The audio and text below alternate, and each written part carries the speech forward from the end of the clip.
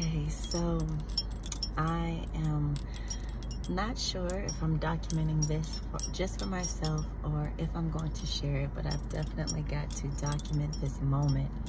I'm sitting in the car waiting for my daughter to wake up.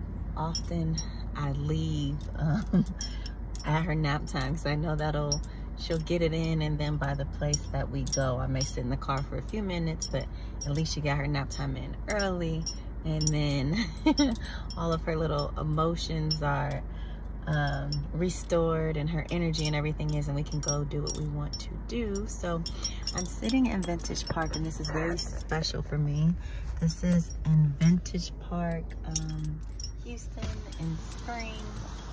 And it looks exactly like I left it when I first moved here to Houston 11 years ago. This was the first place that I came. I was younger, in my 20s then, and I didn't know anybody here. And I literally came to Houston because I was trying to get to New York so bad. And I was like, I'm so New York, like, you know, I just want to be in a place where, you know, I'm just stumping down the street in my heels and conquering things and, you know, being my visionary, free-spirited, entrepreneurial self, and just very serious about just a young, you know, aspirational businesswoman with big dreams making it. So I was like, I'm so New York. And I was trying to get to New York, but nothing was working out. And I had this interview, and they told me Houston is in New York or the South. Now, it was a huge, you know, package that I got with a great bonus and everything, but that was really the tipping point for me. Houston is in New York or the South. And so everybody was so proud of me, you know, graduating college and getting this amazing opportunity and doing it big and everything. And I got here and I loved Houston. I knew it was my purpose place, and I loved spring because my first place was the Lodge at Cypresswood, and I think the park next to it was at Hunter's Park. I'm gonna take Nayara there just in a minute after we do a little shopping and go eat here. But I love the natural surroundings, and I just always loved going to Vintage Park and everything. But I wasn't sure about my job, and back then I was working like roughly 65 hours a week average, the 6 p.m. to 6 a.m. shift, or the 6 a.m. to 6 p.m. shift. But you know, I was single, you know, I was unmarried.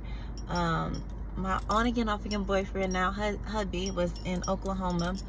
And so, I mean, I just had a lot of time to, I guess, nap. Matter of fact, the next day I would go up and I would go all the way to Houston, and I would be at different coffee shops and networking. I'd be at Shape Community Center all the time. Long story short, I had decided this job is not for me. The environment wasn't for me. You know, I was over about 100 people. I was making great money. I was traveling the country, but I did not feel my full self. You know, I felt that I was suffocating. And even at that young age, I knew I've got to be my authentic, full self. And I think that's why, even though I wanted to rest the next day and everything, I would drive 40 minutes into the city and volunteer at Shape Center. I ended up hosting different festivals and things, because that's when I was on that mic, when I was on the stage, when I was doing marketing and business development for so many nonprofits. I was bringing people together, and I was doing me. And so I didn't tell anybody, but I quit the job. I still have my apartment, all of my bills. And I came up here to Vintage Park, to this place that I like to just have my little glass of wine and just be so grown and write my thoughts as I sat on the patio.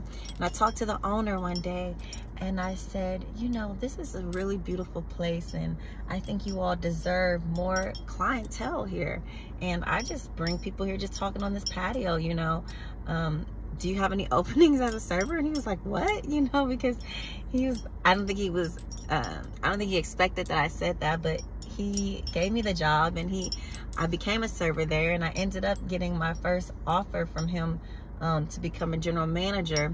But I opened up my business at that time, and I'll never forget, Jose was so pissed at me, like, you know, just felt like I didn't show him enough gratitude. But when I left my prior corporate job, at the same time that I got this restaurant, or matter of fact, right before I went to the restaurant and asked for the job, I wrote my business plan.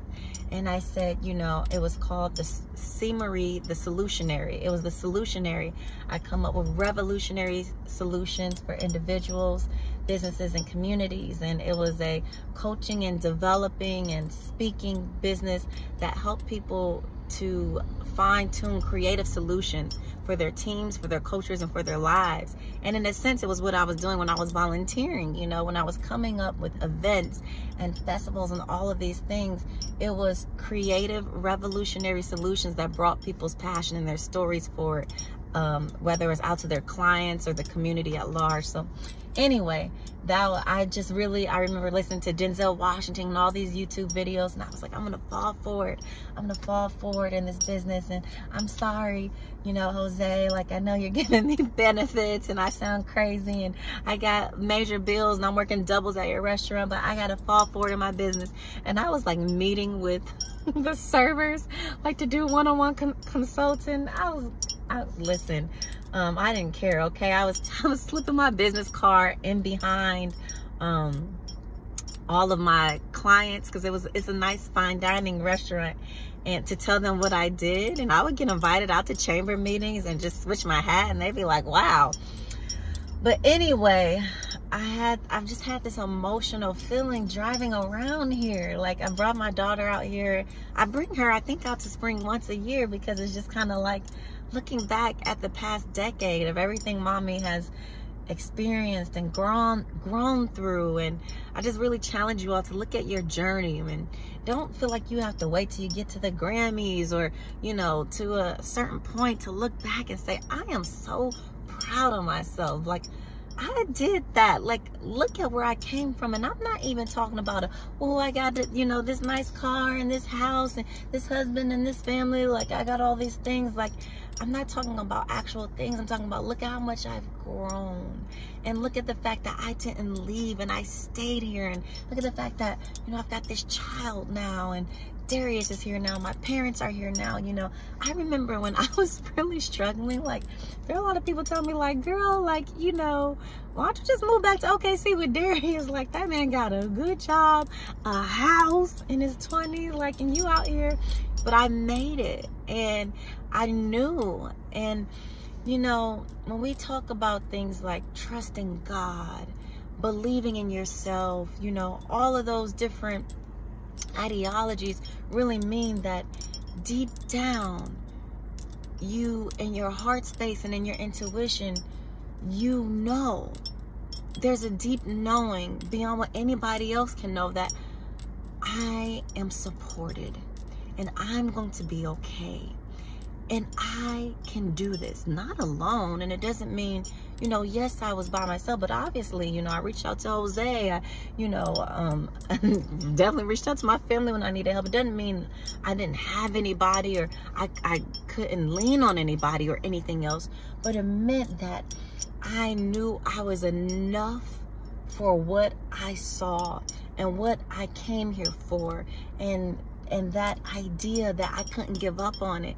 And now to just know that I've expanded so much, I feel overwhelmed. I really, you know, we don't have to get to a certain level to feel like we're proud of ourselves, or, you know, we've made it somewhere, we've done something. Like, I am so proud of myself.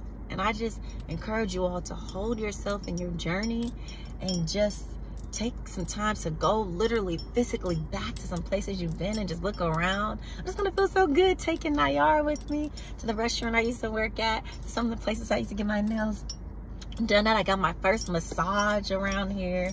And I just, even back then, I was very big on self-care and just, you know, being at peace, and it's sustained me. And I'm proud because I know that, you know, once a lot of women, you know, get to a certain level in their career, or they get the family or their marriage or the other things, they lose that part of them. And I've always made space for that part of me, and it's sacred. And that's what I really try to give to other people. other sisters, and especially just other women, you know, don't lose yourself. And you can have the children and the family and the career and the money and all these things that I have, that I've gained, that I'm still attracting, I'm still building upon. But really know that deep down you're the greatest asset, and just be proud of your journey and continue to spread your wings. And I'm so happy to have my beautiful little girl back there that I'm about to wake up to just take a walk with me and go to the park together and just continue that legacy. It's wonderful. Peace and blessings. You know how the girl brought you out the drinks and the menu and the colors? Mommy used to do that. Yes, Mommy used to work here. Can you believe it? Isn't that cool? Mommy used to work on this patio, and she would carry all the trays, and she would have food, and she would give everybody all of their food. She would say, what would you like to eat, sir? And let me tell you about this delicious drink and fine recipe that we have today. Mama used to do that. Isn't that cool? Right here.